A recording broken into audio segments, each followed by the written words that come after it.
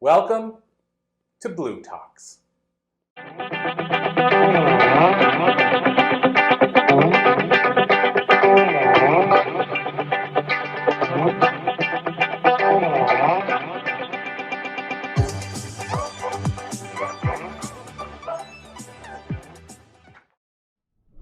I'm here to talk about parenting and advocacy for children, because my own childhood was, we'll say rocky. Rocky is good. It was challenging, and I didn't really have an advocate for me. So I feel very strongly about this, and I have raised 2 children myself. And as board certified behavior analyst, I've worked with many families with kids with behavioral issues, sometimes that they are neurologically caused. Frequently they're more on a parenting side, honestly. And this is not a judgment thing, this is just how it is. So I have a few tips today that if anybody's interested in them, if you deal with kids, then, just bear these in mind.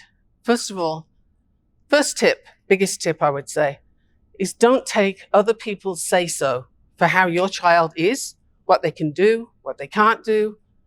Don't listen to that. Look at your child. An example I'd like to use is my oldest son. He was learning, I think he was 8th grade, and he was learning French at school. And his teacher came to me one day and she said, he can't do French, he's terrible.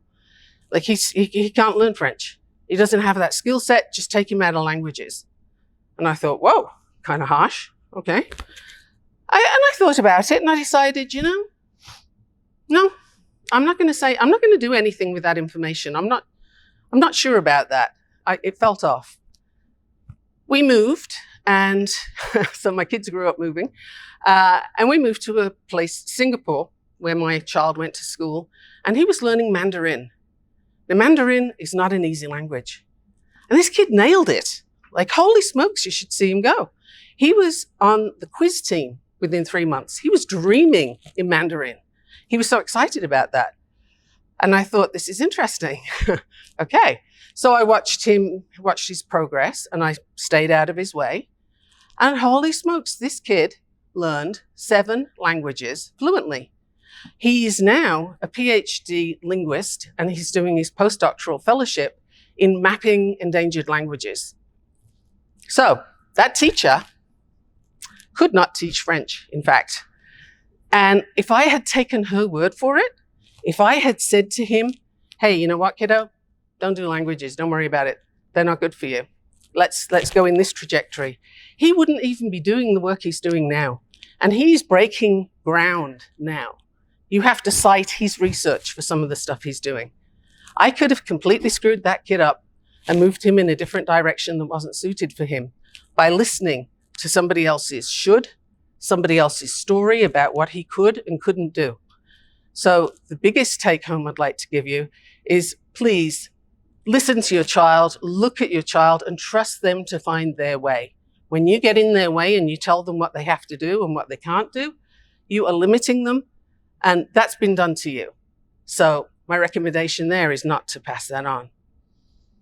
Another tip, because it's balanced if I use both my kids, is picking your battles in a way that really, first of all, decide, is it your battle? Or does somebody else want you to have that battle? Example, my youngest son had sensory issues when he was a little guy. And he was nonverbal till he was about 3. So he would go to a Montessori school in the morning just for a couple of hours. I needed the break. He needed to change the scenery. This worked. He also wore Spider-Man every day, all day. And he slept in Spider-Man. He was 24 hours a day, Spider-Man, for 18 months, right? 18 months. We had 1 set to wash, 1 set to wear, 1 set to repair. And I would peel them off as fast as I could and put them back on again. Bath time was a challenge. Anyway, he would go to school in his Spider-Man outfit. And one day his teacher decided this was not okay. And she said to me, he needs to come to school in normal clothes. No more Spider-Man. I thought, well, okay, I hear you. I took him home and I thought about it and I looked at my little guy and I figured, I could fight with him over getting him into normal clothes, or I could just say, nope, not my battle. Next day, I took him into school and I handed a bag of clothes and my child in Spider-Man to the teacher and said, there you go, have at it. And I left. When I got back later, there was my kid, big smile on his face, in Spider-Man, and one very frazzled teacher with a crumpled bag who handed it to me and never again mentioned his outfit. So she discovered the reason why he was always wearing Spider-Man. That wasn't my battle. I could have taken it as my battle. I could have believed it, but I didn't. I handed it straight back to where it belonged, the person who created it. I gave it to her. So that's examples from my two kids. And then one that I think everybody in the room will recognize is the tantrum in the store. Different ages, but usually they're younger. And the thing I'd like to talk about with that is boundary setting and reinforcement of behavior. So we're getting straight into behavior science here. But when your child is tantruming, demanding candy or whatever it is that they want, the new fire truck, whatever, they're pushing a boundary. And if you say yes at some point, whatever they were doing just before you said yes, you just reinforced that. They're going to do it again. So if your kid's on the floor screaming, kicking, and you're getting all the judgmental looks from people, and they're, muttering at you and so on, and you decide, I can't do this anymore. Fine, here, have it. That kid just learned from you that, oh, okay. So when I want something, I need to throw myself on the floor. Cool. So they'll go straight to that point next time. And if you don't give in because I'm going to nail it this time, I'm going to be stronger, you let it go longer before you give in, because this kid's got all day. You are never going to win an argument against a child. They have all day for this. They'll push it further and further until you give in. Your barrier, your boundary just moved. Now you've really set yourself up.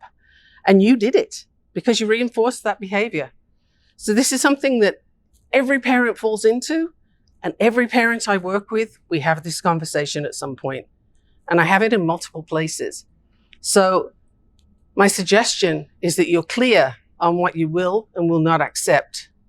And once you've decided it, tell the child in a very clear way what you will and will not accept. And then the tough part is stick to it. Because every time you don't, you set yourself up for a bigger and bigger challenge. And that's just no fun for anyone. The final thing I'd like to leave you with on the subject of parenting is people say parenting is hard. Well, it sure can be challenging. I moved my kids from country to country and we did all kinds of things. So yes, it can be challenging, but just think, if you go into that relationship, parenting is hard, and that's your attitude, you're setting up battle lines. How about changing that narrative to parenting is a new experience. Let me see what I can do. I'm writing a book on parenting right now, and I interviewed different people across the spectrum for, their input on what they want for their kids. And what everybody said, I just want my child to be happy. Okay, cool. And, I want them to be successful. There's different definitions of that, but I want them to be happy is, yes, good, I agree with that, of course. But if you're going in, parenting is hard and you have that battle energy, your child, you want them to be happy, how do you bring those together? So I would change the narrative about parenting being hard. Parenting is a gift. Not everybody gets to do it. Parenting is a challenge. Are you up for it? You better be, because that's the deal. Thank you very much for coming today. Thank you for your attention. My name's Michaela Gaffen Stone, and if you want to find me, I'm at gaffenstone.com. Thank you.